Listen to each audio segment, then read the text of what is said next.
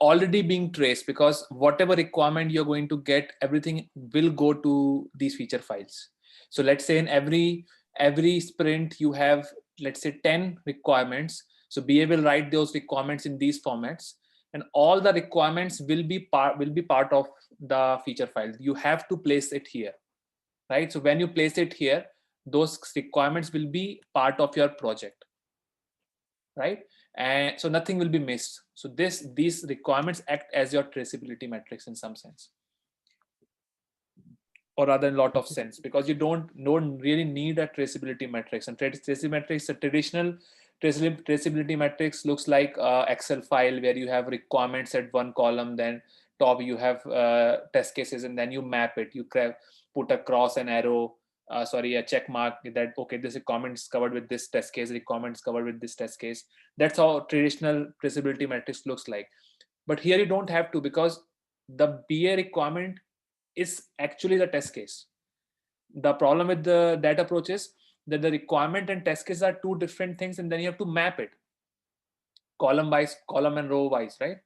But here they are not they are not different. They are one and the same thing. Okay, so who creates this feature file? I mean, BA, he creates and writes the scenarios and then he passes on to developers and testers, or we need to create this file? So you remember we discussed, when we did the Jira session, if you remember, I was showing you some, maybe let me show that again, perhaps if I could quickly open it. So you remember we had 1 minute. He will create the requirements based on his understanding. Usually BA does this, and then it will be passed on to you, and then you will take those and put it inside your feature files in the project. That activity you have to do. Okay, he will give you in this way, in a Jira format or in a stories format, as a part of your project. Something like he might give you requirements like this: do this and do that. You will add the requirements like here. He'll put it like this somewhere here, and in the description he will write given when then statements like this, right? So you will pick this story and you will use this story to create a test case like this. You will pick it and you will place it here, and then you will automate it. So this activity of picking it from there and putting it here is actually being done by automation testers. Okay. Okay. But originally the requirements are supposed to be written by the BA. Now, how much of this is actually happen, that is subject to a lot of debate, as well as not debate, but rather it depends on the projects, right? In some projects, BA says, I don't know, I will not write I don't know Gherkin syntax, because they think they are the James Bond, because they are very close to client. They think high of themselves, which actually they are not. But they think high of themselves, that they are directly talking to clients, so they have some authority, so they sometimes decline, we not learn this, right? But it's very counter to the project. It is not very good for the project if the BA is writing a requirement in a document, and then the tester is fetching the requirements and converting it to these formats. That's bad approach, because then way you are losing the advantage which you usually get when you use Cucumber. The idea here is simple, that whatever requirement, if you're getting it as a user story, it can quickly be taken from there, put it here, and there's no traceability needs to be managed. If the BA is writing requirements in the document format, then again the same steps are happening, that you are deducing the test cases out of it, and then you're converting it into this, and this is how the requirements can be missed. Something can be missed, and when something missed, that's where the defects come. Are you guys getting this? Why defects come usually? Defects come because you have a functionality, but you don't have a test case. Defect usually comes mostly, it's because of this, that you have missed to test something which is of utmost importance. That's the main reason of getting a defect in the production. And that's why you have traceability metrics, so that you can map exactly before the product is released. You can map whatever was given as a requirement and there is a corresponding test cases associated with the requirement to test that requirement, right? If the requirement is given to you in a doc, then you have to deduce the test cases out of it, and then there is a manual mistake. Maybe an automation tester or tester is not deducing or missed some component, some part of it. So there's a manual error here. But if the BA is giving you the requirement in these formats, then nothing is missed, because if BA is giving you 10, then you have to automate 10 test cases or even more. So you have to maybe test negative and positive as well, because BA will not give you negative and positive both. BA will maybe give you a positive scenario about it, and then the tester's wit will come in play in picture, and tester will actually deduce the more test cases out of that specific scenario. So if the 10 requirements coming from there, the test case can be 20 or 30 based on negative and positive combinations. But one thing will be sure, that all the 10 requirements are covered by 20 test cases.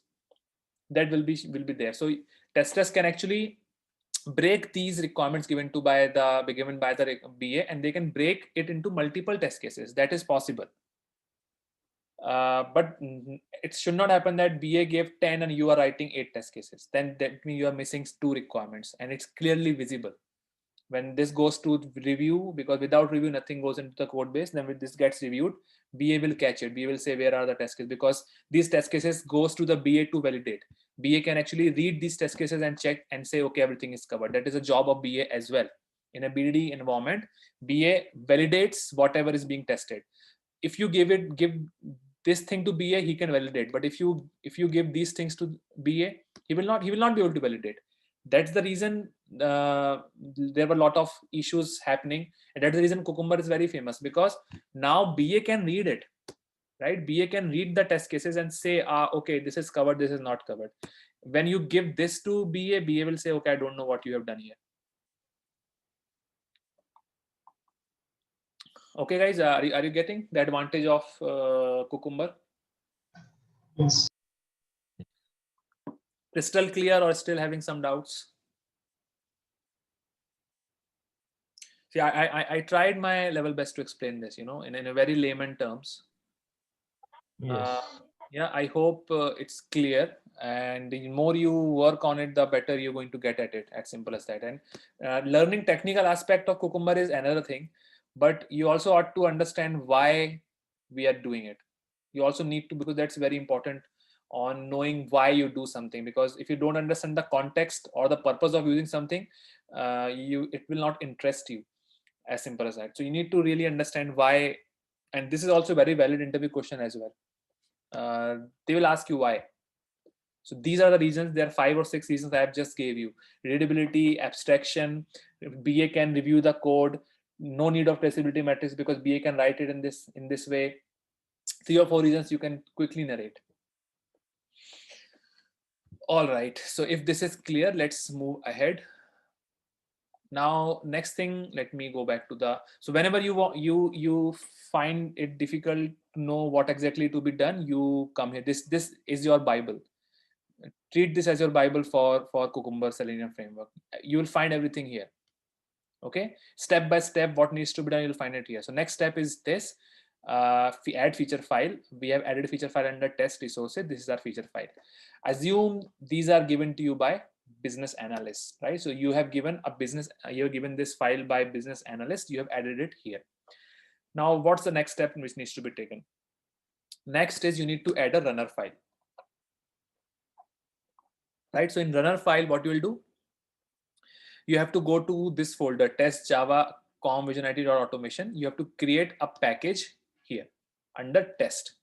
How will do it? Right click, go and create a package. Go to new, create a directory, or in the case of Eclipse, you will use something called as new package, right? So new package, write com.visionit.automation or whatever package name you want to give, which you might have given in the beginning when you created this. So better stick to the same syntax, same naming and convention. So try to give the same naming convention. This way you can relate to it better when you get stuck. Do this, and under runners, create a package called as runners, and under which you have to create a class file. Add a class file and give it a name as test runner. This is the class file which you need to add there. So let me show you. Let me go to the next branch which I have here.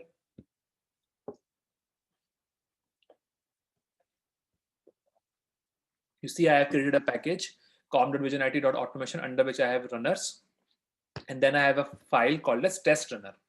Now let me explain this. It's a very simple file. It's a simple test runner file. The way you create a class, just go and create a class. Simple. It's a simple class. Then on top of it, you need to add two annotations. Okay, so we know what is annotations. You see why we learned JUnit, so that you also know what is annotation. Annotation is just a marker.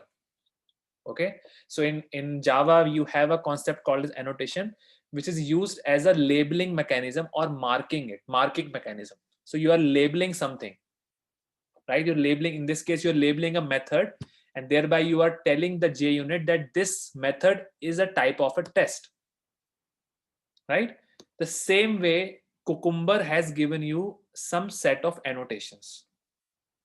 So one annotation here is @Cucumber options, which you actually use on top of a method or a class called as test runners. You see, this class here is empty, so nothing is there. So I've written here actually, so don't get confused, because you'll say what is an empty class doing here. Class is empty. There should not be added. There should not be anything inside the class. I mean, you can add something later on if you have to have some specific functionality. We'll not go to that detail. But to start with Cucumber, you don't have to add anything inside test runner. You all you have to do is to add two important annotations. One is Cucumber options, and second is run with. Now run with is given to you by JUnit, and Cucumber option is given to you by Cucumber library, right? They are different annotations coming from different libraries. The reason we have this here is because, you know, we have added the JUnit dependency here. We have added a Cucumber dependency with JUnit here, right? And I'm using these two libraries to import these two runners. Try not to copy paste when you write it. Try to do everything by your own, because when you copy paste, you miss few important details. Like when you write it down, you get errors. You try to solve those errors. While you solve errors, you see a lot of different options available. Then you get more curious, and then you try to explore what it is. Then you make mistake. Then you get stuck. Then you are embarrassed. Then you are feeling frustrated. You bang your head with it. That is learning, right? That is actually learning. When you just copy paste and you just run it, it just gets executed. You will say my work is done. That means you didn't learn anything.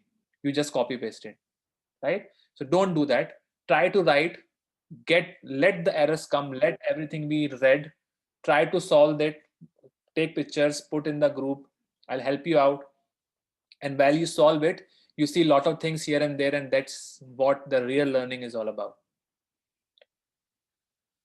All right, okay. Now, next thing here is you have test runner, you have run with, you have Cucumber options. Now, there are reasons why we do this. Maybe you'll not, even if I try to explain this, you might not able to understand to the fullest, but still I try. So the Cucumber, as I said in the beginning, uses JUnit to execute itself, right? So I'm saying I want to run this class using what? Using run with annotation, which is coming from JUnit. So I am actually instructing JUnit that to run this class with a specific type of class called as cucumber.class, which is coming from where? Which is coming from here, right? So I am actually instructing my JUnit to run this test runner class, and to run this not with JUnit library, but to rather run it using cucumber.class. Guys, can you hear me? Right. So run with and Cucumber options are the two annotations you would need to add. Okay. And run with is used for what? Run with is used for telling the JUnit to execute this class test runner using cucumber.class. So when you actually run Cucumber, you actually run the JUnit. When you do this run test runner, it actually you are instructing JUnit to execute this class. However, this class doesn't have anything else. It just has some instructions in the form of Cucumber options. Okay. So this is the use of run with and cucumber options. Now in fact cucumber options you have some more attributes. These are actually nothing but the configurations, right? So these configurations are there so that you can configure what is it which cucumber or JUnit together needs to execute, and where is the corresponding code which is to be executed, right? So that information you're going to configure in the cucumber option. So you have feature where you would like to tell where is my feature file. We are not